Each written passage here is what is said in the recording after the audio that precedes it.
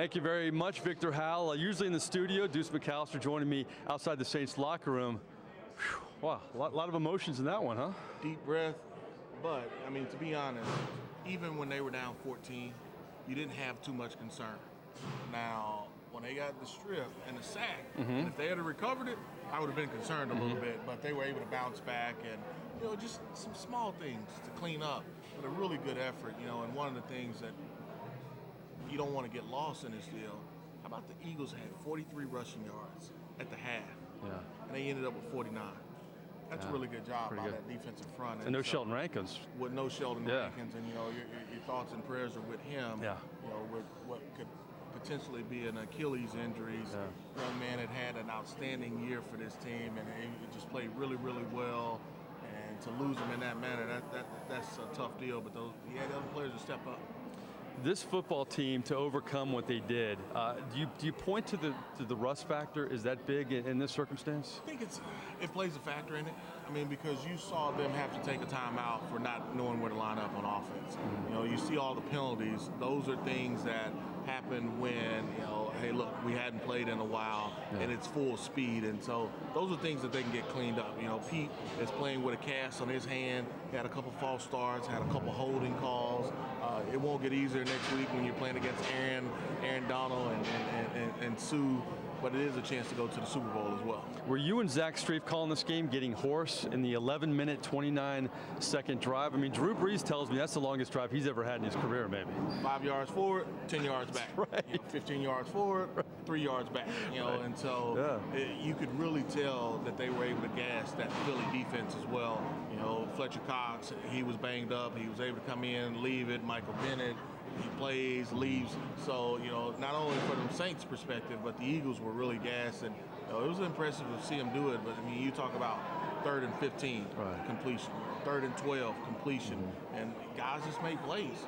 And a big part of that drive was Michael Thomas. I mean, the big 3rd down and 16, and then he gets the touchdown.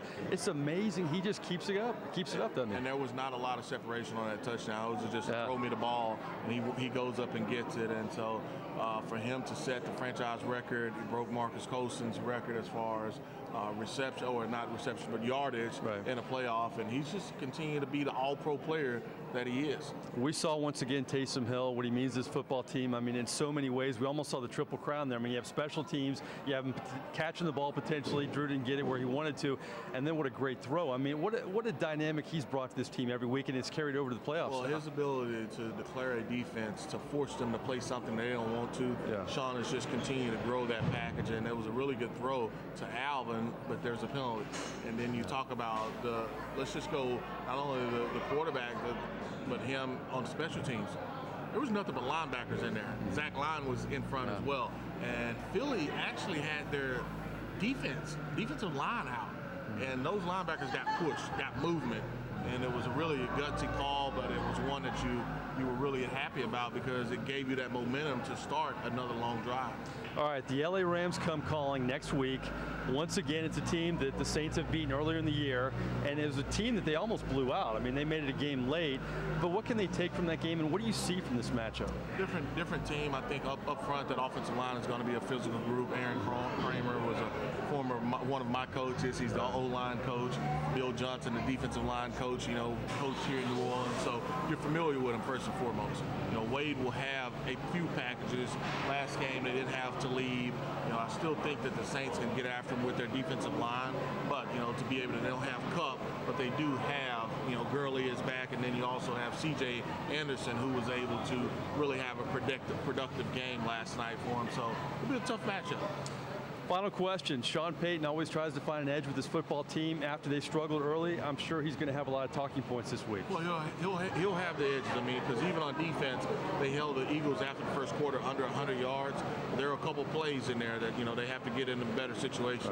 From a special team standpoint, you missed the field goal. There was a high snap on one of the field goals. Morstead was able to get it down. So there's small things that he can find and pick offensively. I think that you miss some opportunities.